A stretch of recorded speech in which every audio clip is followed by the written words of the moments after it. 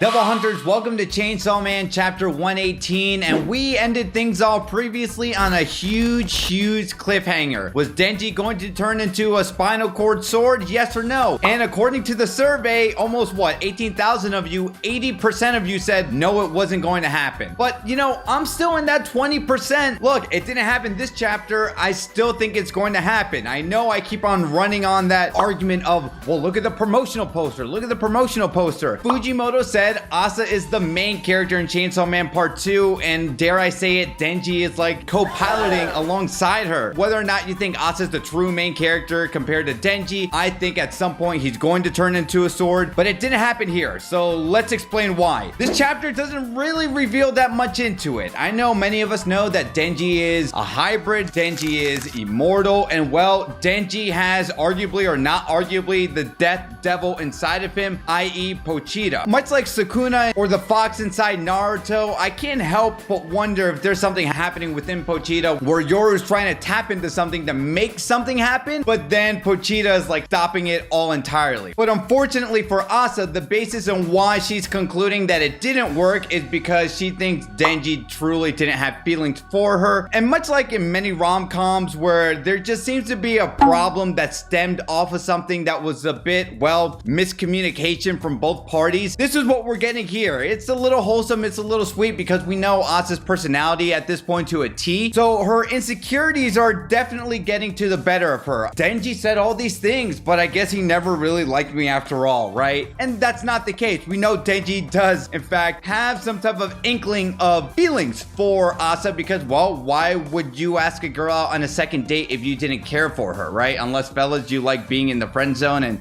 who likes being in the friend zone? Am I right? Am I right? This is all to say Asa doesn't know that she is in fact talking to the real Chainsaw Man, and it's probably Pochita stopping this spinal sword cord from actually becoming a thing. Regardless, one of the things I think Fujimoto planted in this chapter is saying, well, hey, something was established. Asa and Yoru can share feelings like affection. So to me, I feel like this is definitely going to come back in the future, and I think they can also probably share anger. They can share happiness. If Yoru's weapons in the past weren't as strong, because keep in mind she was just as shocked as we were when Asa had that uniform sword become not only very powerful, something precious to her, Yoru's now maybe going to really untap her full potential via Asa out of all people. So keep that in mind. And oh, here's another thing that was established in this chapter. Yoru actually didn't remember who Fami was. It's been so long since she didn't see her, which now begs the question, how long has it been since Makima have seen the two of them? What happened when the Chainsaw Devil fought amongst the 4 horsemen, fought amongst the 7 hybrid devils, and the consequence we know eventually led up to the beginning of Chainsaw Man Part 1 where Denji ended up finding Pochita. But what happened amongst those 4 horsemen after that battle where they just said, you know what, we don't need to see each other, we messed up the mission, I don't want to talk to any of you, you know what, we actually have different motives. We know with Makima, she wanted to deep down find a family. Yoru isn't getting the acknowledgement I think she wants from the other horsemen, and we still don't know Fami's angle here, but it seems like Yoru doesn't really care for her that much, so we'll see what happens. So much for Denji's big dating experience. What he ends up pitching to Asa is in fact a date that he did with Makima back in Part 1. Let's go on a movie marathon date. And look, I'm telling you, listen to your boy DJ Miles, okay? Is a movie date marathon ideal when you're first talking to a girl?